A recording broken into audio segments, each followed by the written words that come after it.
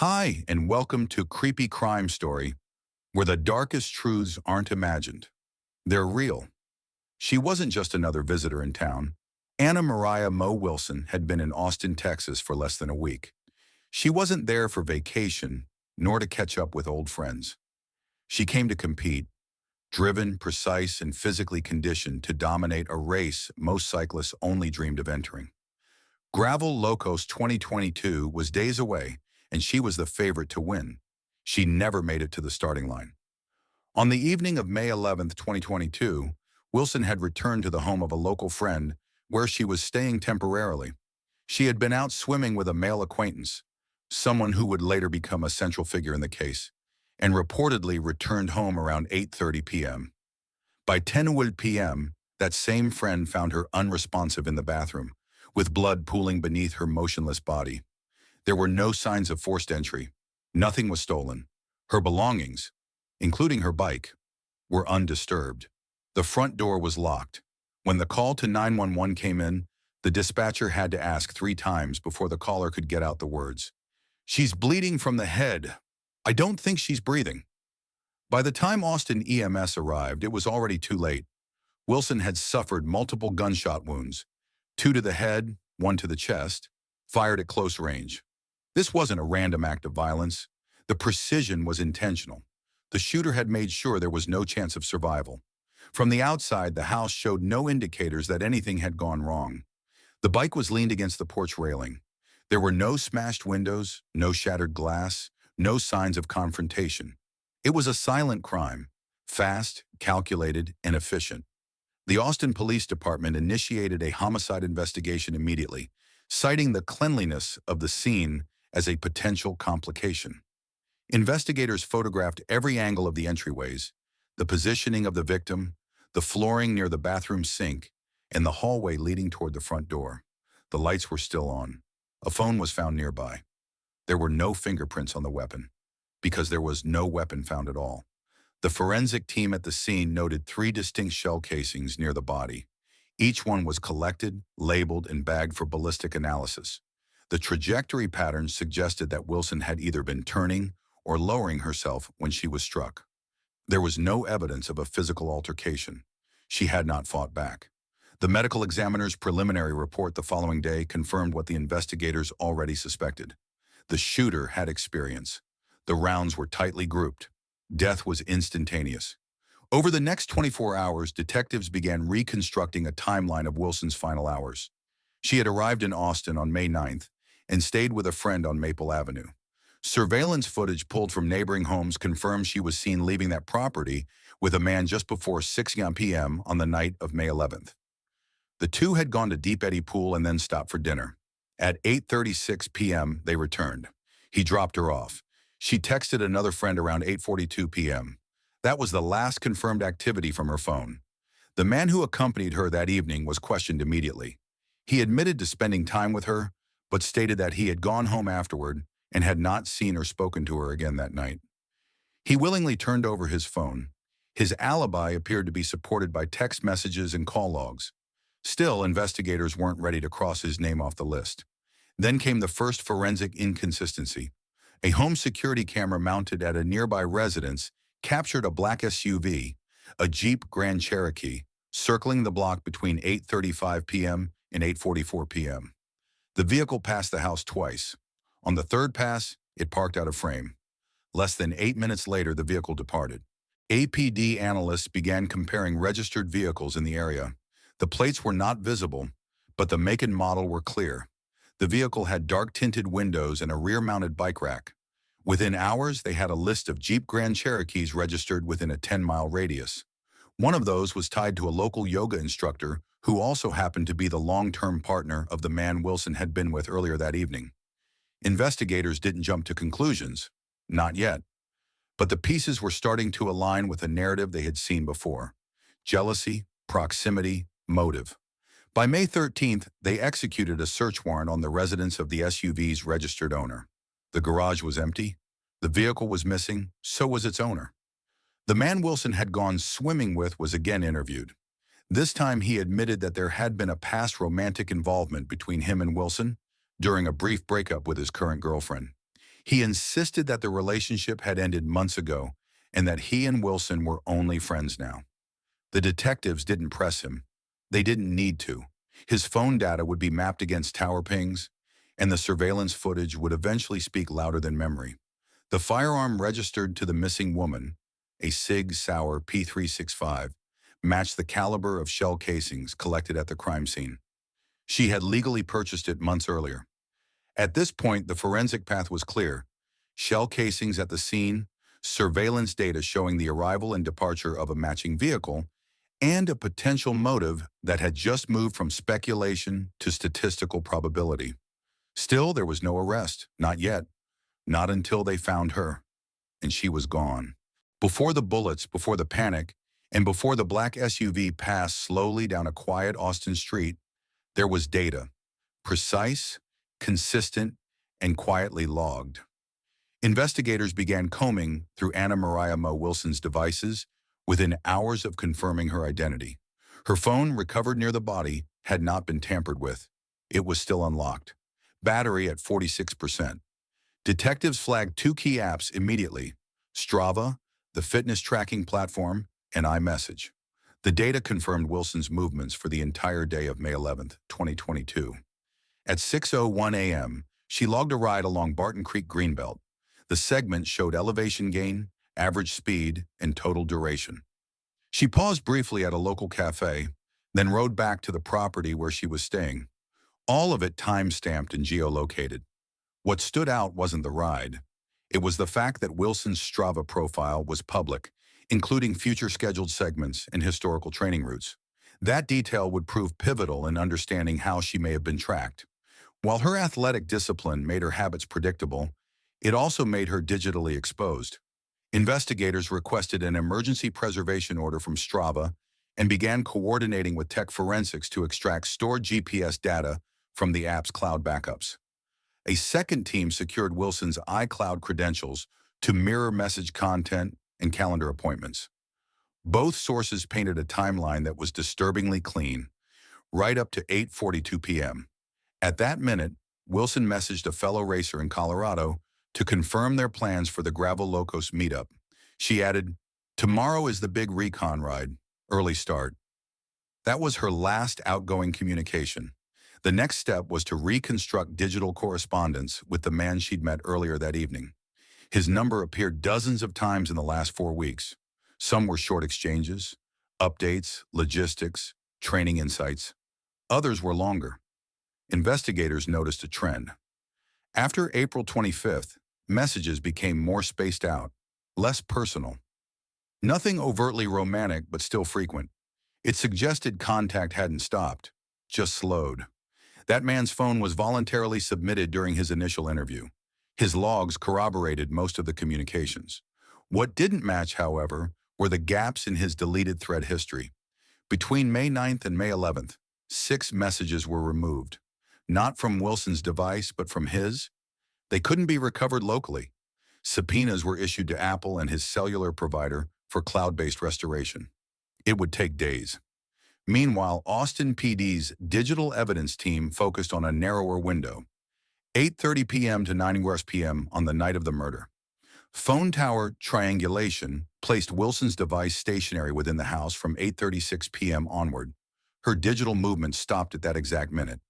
The Jeep Grand Cherokee seen in surveillance footage entered the neighborhood at 8:36 p.m. It left at 8:44 p.m. The correlation was too close to be dismissed. That tight window, less than 10 minutes, now became the focal point for digital forensics. Investigators matched traffic camera footage at 8:27 p.m. on the nearby intersection of East 5th and Leona. A Jeep Grand Cherokee, matching the known description, was captured making a right turn. The timestamp aligned with the window. The enhancement team began stabilizing the frames, looking for a possible plate reflection or facial profile through the driver's side. Within the lab, a secondary analysis was underway on Wilson's smartwatch. The Garmin model she wore had a built-in heart rate sensor and motion monitor. That data, synced every 30 seconds, showed consistent elevated cardio output during the evening, typical for a recovering athlete. But it spiked sharply at 8:40 p.m. Then it flatlined. This pattern supported the ballistic theory that Wilson was surprised while stationary and alone. There was no prolonged chase, no struggle, a point-blank attack. Detectives were cautious. None of this confirmed identity. But what they had was timeline correlation between physical surveillance, GPS anchoring, message cessation, and biometric shutdown. The working assumption, whoever entered that house knew exactly when to strike and what to avoid touching. Meanwhile, the question that no forensic tool could answer emerged quietly in one of the briefing rooms. How did the shooter know she'd be there, alone, and at that exact time? It wasn't a question of coincidence. It was access. As the digital sweep deepened, analysts found one more irregularity. An iPhone belonging to another local resident had pinged in the same cell tower radius between 8:35 and 8:45 p.m. That phone, registered to a woman with no prior criminal record, would soon become the focus of an entirely separate layer of inquiry. For now, all they had was her name and a missing vehicle. In homicide cases involving no clear motive and minimal evidence at the scene, proximity becomes the first filter. Who had access? Who had knowledge? Who had a reason, even if they never spoke it out loud? By the morning of May 13, 2022, the investigative team in Austin had already completed initial witness interviews, reviewed the surveillance video frame by frame, and identified a potential suspect vehicle. But to understand how tightly this crime was woven into the victim's life, they needed to map not just Mo Wilson's movements, but her interpersonal circle, past and present. Detectives began reviewing Mo's call logs, calendar entries, emails, and ride schedules. Over a 3-month span, patterns emerged. She communicated most frequently with race organizers, teammates, sponsors, and 2 individuals outside that sphere. One was a close female friend in Colorado. The other was the man who picked her up on the night of her death. The man confirmed his contact with Wilson was friendly but not romantic, despite their prior dating history. According to him, the relationship had ended amicably when he reconciled with his on and off girlfriend several months earlier. But the digital records told a more complex story. In March, Wilson had received a series of short texts asking when she'd be back in Texas, referencing rides and catch-ups. The tone wasn't overtly flirtatious, but it wasn't distant. More notably, the man initiated most of the communication. Investigators then turned to those around him. His girlfriend, a licensed yoga instructor and real estate agent, had been in a long-term relationship with him for several years. They lived together, shared property. There was no official record of domestic violence, no prior complaints. But interviews with mutual acquaintances revealed tension, specifically surrounding Mo. According to one witness, the girlfriend had expressed distrust toward Wilson months earlier, even referencing her by name in connection with a prior breakup. She had allegedly said, "If he ever goes back to her, I'll lose it." That quote, though hearsay, was consistent with the tone observed in a text message recovered from her phone during a forensic extraction, one that hadn't been deleted. The message, dated April 17th, read, "She knew he was taken. That makes it worse." While not directly incriminating, the text provided psychological context: jealousy, perceived betrayal, fixation. It helped establish motive, or at the very least, emotional volatility. Investigators also began looking at the timeline of vehicle sightings.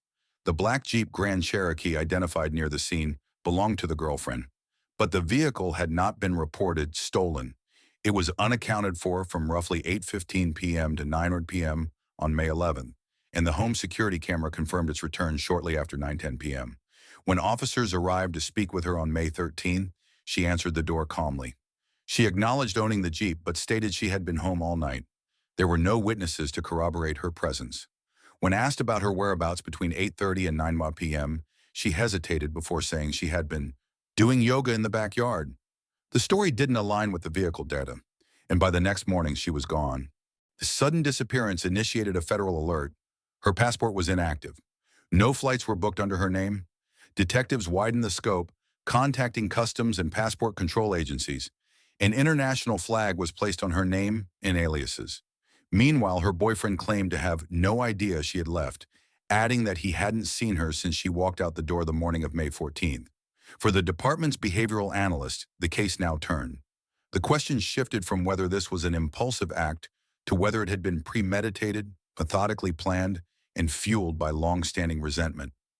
A search warrant was obtained for the suspect's digital records, including her Google location history and deleted app data. One item stood out, a cache file linking her IP address to a visit to Mo Wilson's public Strava profile 2 days before the murder. That profile showed Mo's planned recon ride route, a known segment she was expected to pre-ride on May 12th. It wasn't private.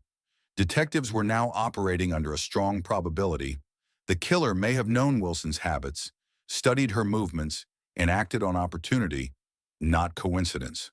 But evidence alone isn't conviction, and no court would accept motive without material proof. The case was still circumstantial. Back at headquarters, an investigator quietly asked during a briefing, why would someone erase their presence so well, but leave a GPS breadcrumb trail leading straight to the scene? There was no answer yet, only silence, and a sense that someone had underestimated how quickly digital evidence could close in. 3 days after Anna Mariah Wilson was murdered, a potential suspect disappeared without a trace. Not figuratively, literally. On May 14, 2022, Caitlin Armstrong was no longer in Austin, no longer at her shared residence, and no longer in the country. What began as a homicide investigation was now a full-scale fugitive case. By this point, investigators had developed a solid circumstantial foundation. Surveillance footage placed a black Jeep Grand Cherokee near the crime scene. The vehicle was registered to Armstrong. She had been interviewed briefly on May 12th, but due to a clerical error in the warrant database, an unrelated theft case already dismissed, police had to let her go. At the time, there wasn't enough to hold her. That changed within 48 hours. After confirming that the ballistic evidence from the crime scene, 3 9mm shell casings, matched the caliber and brand of ammunition purchased with a legally registered SIG Sauer P365 handgun tied to Armstrong, investigators returned to her residence. The Jeep was gone. Her phone was turned off. Her bank card hadn't been used since the morning of the 13th. Austin PD requested assistance from the U.S. Marshals Service. A BOLO, be on the lookout bulletin was issued. Armstrong's name was entered into the National Crime Information Center, NCIC, and Interpol Red Notice procedures were initiated. The FBI's Violent Crimes Task Force was looped in. The working theory, Armstrong had fled the country using false identification.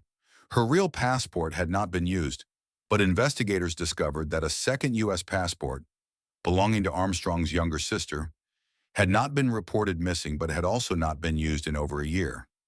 Federal records would later confirm that, on May 18, 2022, someone using that passport flew from Newark, New Jersey to San Jose, Costa Rica. This was no impulsive escape. It was structured, deliberate, and premeditated. Agents began building a timeline backward. Armstrong had booked the flight using a burner email, created through Proton Mail, with IP masking software to obscure the origin. The airline purchase was completed using cash at a third-party kiosk. In the surveillance video from the New Jersey airport, Armstrong appeared with shoulder-length dark brown hair, a hat, and a medical mask. Standard attire in 2022, but convenient for disguise. The marshals worked quickly. In international fugitive cases, the first 30 days are critical. Past that point, cash can change hands and identities can vanish into regions where extradition is difficult or non-existent. By mid-June, a task force narrowed her probable location to the Nicoya Peninsula in Costa Rica, specifically the coastal town of Santa Teresa. Known for its transient yoga community and low-cost hostels, it was the kind of place where few questions were asked, and digital footprints faded fast. To confirm presence, the task force used digital triangulation again. Armstrong had logged into a Gmail account connected to a yoga instruction certification course. The IP address pinged a local cafe's router, open access and unsecured but traceable. It was enough to deploy a field team. On June 29, 2022, U.S. Marshals posed as yoga studio recruiters and posted an ad on Facebook Marketplace, seeking instructors for wellness retreats in exchange for housing and cash. Armstrong responded to the ad via WhatsApp, using the name Ari Martin. A meetup was arranged at a local hostel. She showed up. The arrest was quick and uneventful. She didn't resist. When questioned by Costa Rican authorities before extradition, Armstrong maintained she had fled due to stress, not guilt. She declined to answer questions about her knowledge of the Wilson case. Upon return to U.S. soil, Armstrong was immediately booked on a first-degree murder charge. During processing, forensic teams cataloged her appearance. Her hair had been cut and dyed. She had a small bandage on her nose, which she claimed was due to a surfing injury.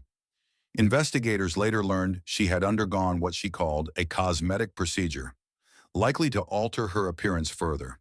Her phone was never recovered. Neither was the weapon. Still, the capture marked a turning point.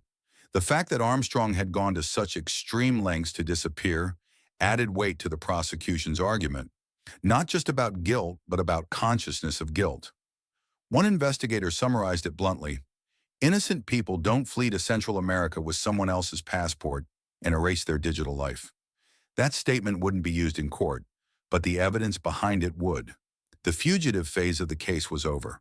What remained was to present what they had, connect it with motive, and let a jury determine what Armstrong's silence really meant. Following Caitlin Armstrong's capture and extradition to the United States, investigators shifted focus from pursuit to preparation.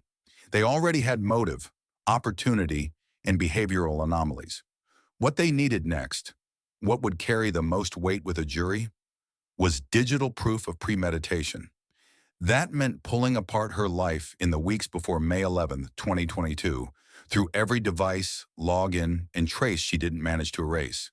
The phone wasn't recovered, but backups were. Working with federal cybercrime analysts, Austin PD retrieved metadata from Armstrong's Apple ID. Though she had attempted to wipe her phone remotely shortly after leaving the country, automated iCloud backups remained partially intact. The restored files included app activity logs, search queries, and cached image previews. Not the contents themselves, but enough to create a digital behavior timeline. Among the recovered data was a deleted browsing session from May 10, 2022. It included multiple visits to Strava.com, filtered specifically for Mariah Wilson. Investigators confirmed the search wasn't random. Armstrong had clicked through Wilson's recent ride maps, route previews, and photos from her last competition in California. One day later, Wilson was dead. This wasn't the first time Armstrong had searched for Wilson. Logs dated back to January, months earlier, indicating repeat visits to her social media profiles and race standings. Combined, these searches painted a pattern of escalating interest, not just in Wilson as a person, but in Wilson's location, movement, and public schedule. The prosecution wouldn't call it obsession, but the pattern was tight, frequent, and deliberate. In addition, Apple's significant locations tracking showed Armstrong had parked within 100 yards of the home Wilson was staying on at least one prior occasion in April. She hadn't been inside. She hadn't approached. But her phone had been there, idling for just over 6 minutes, long enough to confirm the layout of the street in camera positions from the public sidewalk. That data was not speculative. It was time-stamped, GPS-matched, and preserved through Apple's encrypted history. During analysis of Armstrong's deleted email drafts, forensic techs also uncovered a partially typed message with the subject line, "Untraceable weapon for sale." It was never sent. The draft was dated April 28th, 13 days before the murder. Investigators couldn't link it to any transaction, and no weapon was recovered. But in context, it underscored intent. The narrative being built inside the DA's office now had depth. Armstrong hadn't just reacted out of emotion. She had researched, planned, watched, and moved without being detected. But digital forensics brought her actions back into light. The same tools that powered modern routines, route tracking, health metrics, search engines, also created an undeniable forensic trail. Meanwhile, her search history contained terms like, "How long do police keep surveillance footage?" and "How to make a phone untraceable." These were not generic. They were entered within days of Wilson's arrival in Austin. From a prosecutorial standpoint, these weren't merely red flags. They were bricks. Armstrong may have gone silent after her arrest, but the devices she left behind were still speaking. And beyond the timeline and technicals, there's something deeper here. In a world where people voluntarily share their lives online, Intimate access doesn't always require physical contact. A public training log, a GPS pin, or even a post-race photo can give someone else a map, not just to where you are, but to when you'll be most vulnerable.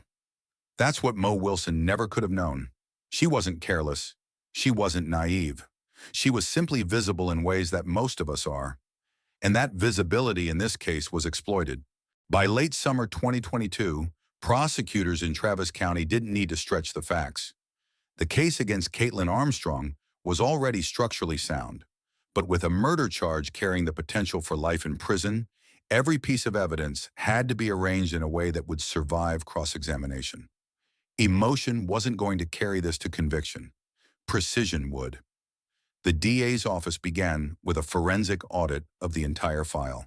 A digital timeline was generated, not from speculation, but from metadata, camera logs, GPS positioning, and flight manifests. The team segmented the timeline into premeditation, execution, escape, and post-flight behavior. Each had physical anchors.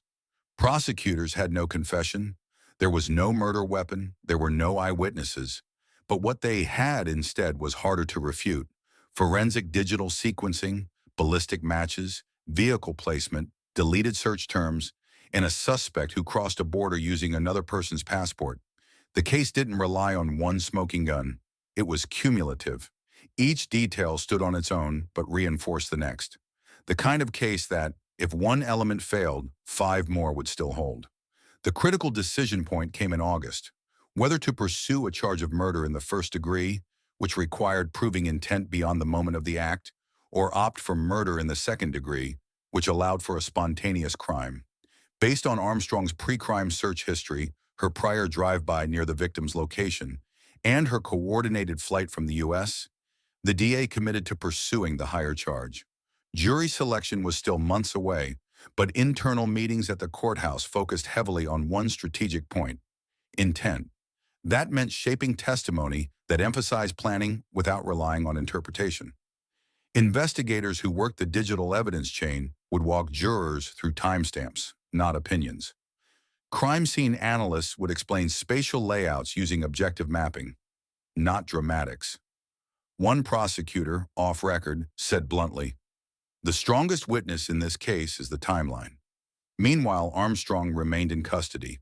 She declined all interviews and waived her right to a preliminary hearing. Her defense team requested access to full forensic reports. They were given everything: shell casing analysis, trajectory diagrams, GPS overlay models, and digital extractions from Apple and WhatsApp logs.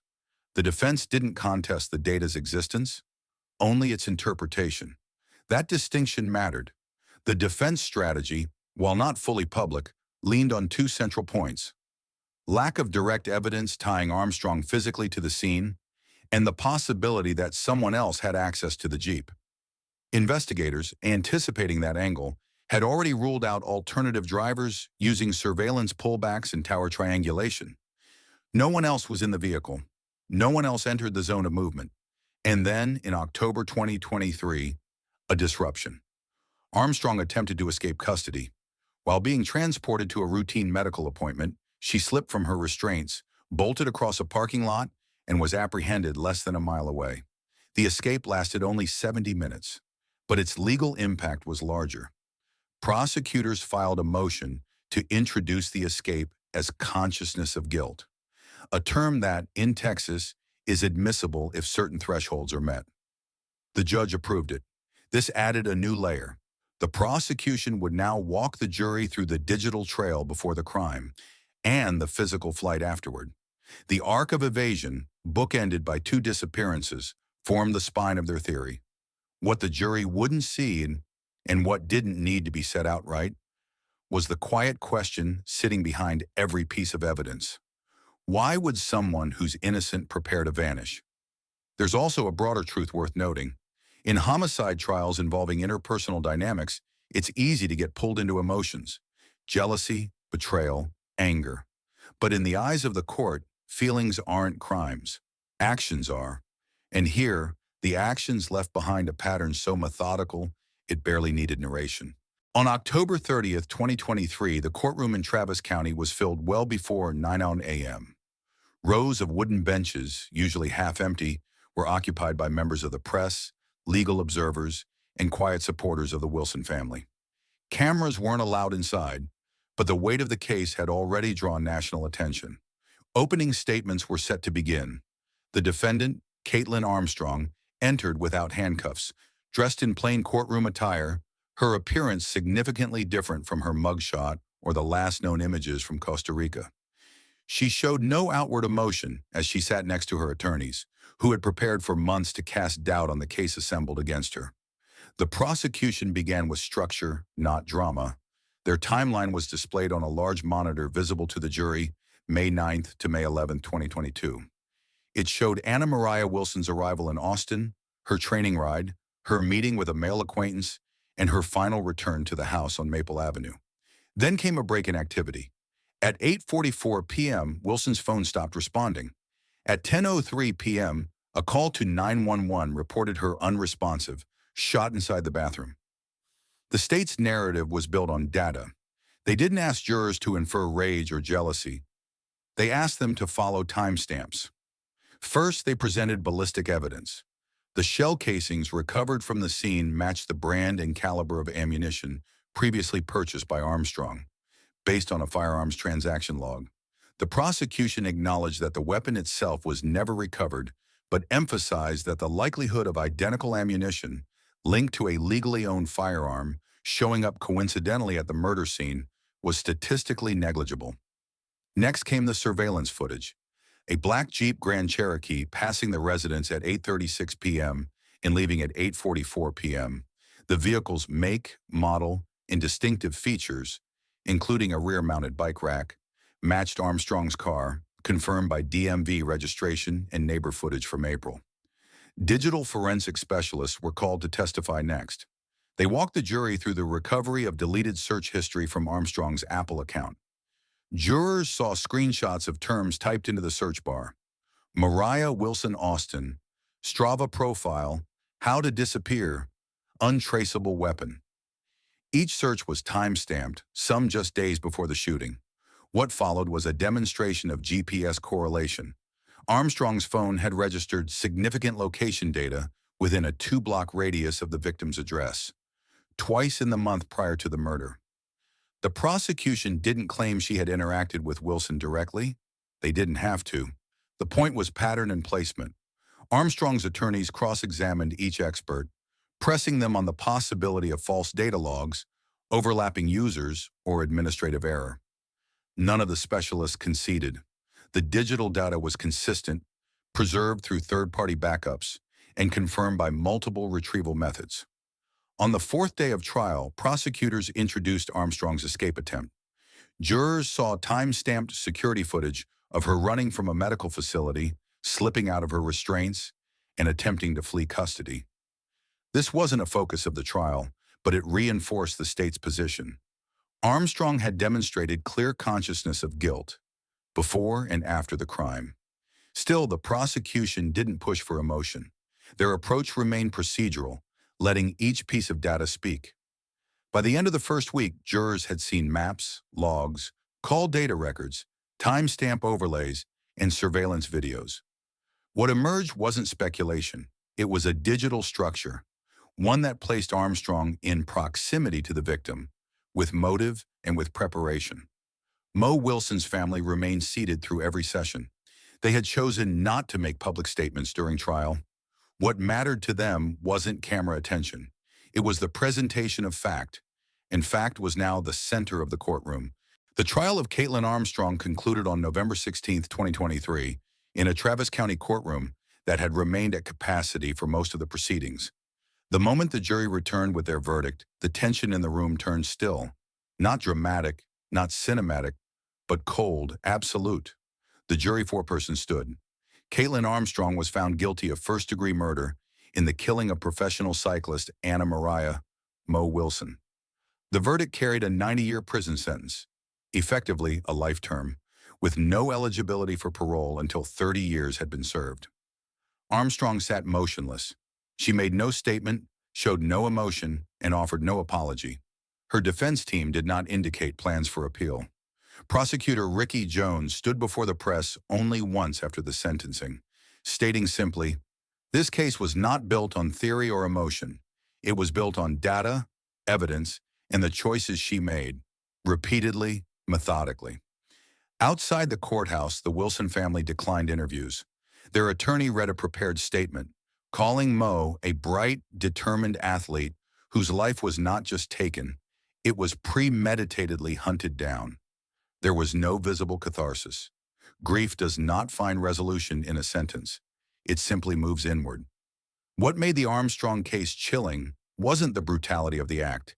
It was the deliberation. The timeline had been painstakingly constructed not just by surveillance footage, but by digital forensic traces. Map searches, phone pings, the recovery of shell casings from Mo Wilson's apartment that matched Armstrong's weapon, the Jeep Cherokee seen near the scene, and the interview lies that collapsed under scrutiny. A suspect fleeing the country on a passport that wasn't hers wasn't an accident. That was intent. Even behind bars, Armstrong's attempts to outmaneuver consequences hadn't ended. In October 2023, just weeks before her trial began, she attempted an escape from Travis County Jail by running from correctional officers during an off-site medical appointment. She sprinted for over a block in handcuffs and leg restraints before being tackled. That effort failed. It only added to the record of evasion that had begun the moment she walked out of her Austin home and boarded a flight to Costa Rica in May 2022. But the final judgment wasn't limited to the criminal system. In June 2024, the Wilson family pursued and won a civil lawsuit against Armstrong, awarding them $15 million in damages for wrongful death. The civil trial was swift. No appeal was filed. The verdict wasn't about financial compensation. It was a formal declaration of moral accountability, a public record that what had been done was not only illegal, but deeply unjust. The impact of Mo's death went far beyond courtrooms. In the months after her murder, the cycling community, particularly among women athletes, underwent a quiet but significant shift. Strava, the GPS-based athletic tracking app, saw a notable increase in privacy-setting usage among female users. Several prominent cyclists began hosting safety clinics focused on digital self-protection, how to avoid revealing your training routes, routines, and locations in real time. Mo's closest friends launched a nonprofit in her name, focused on digital safety and domestic violence education for athletes. It was an unexpected legacy, not born from the sport she loved, but from the need to prevent other lives from being mapped, watched, and ended in silence. For many viewers who followed this case, the chilling part was not just the outcome, but how ordinary the tools of intent looked. Google Maps, a yoga studio, a Jeep, a gun bought legally, a fake passport obtained with ease, and the silence of a person who never had to shout to destroy a life. When prosecutors pieced the case together, they didn't argue rage. They argued preparation. They argued pretext. They argued that jealousy, left unchecked and fed by obsession, doesn't always scream. It studies, it stalks, and it executes. Armstrong's story doesn't end with a twist. It ends with a line drawn clearly in evidence.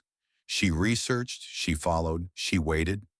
In the end, justice caught up with Caitlin Armstrong, but for Mo Wilson's family, and for so many of us watching, no sentence can restore what was stolen. As someone who has followed this case from the beginning, I walk away with one truth. Obsession disguised as love is a quiet kind of danger. It doesn't always yell. Sometimes it studies, plans, and strikes when we least expect it. If you made it to the end of this video, I invite you to pause and reflect. How do we protect ourselves in a world where jealousy hides in plain sight? What does real safety look like in the digital age? If this video hit home for you, share your thoughts below. Where are you watching from? And if this story stirred something in you, or even if it didn't, let me know why. Let's talk about it in the comments. If you want to keep following real-life cases that matter and the lessons they leave behind, make sure to subscribe to this channel. Your voice is part of this community.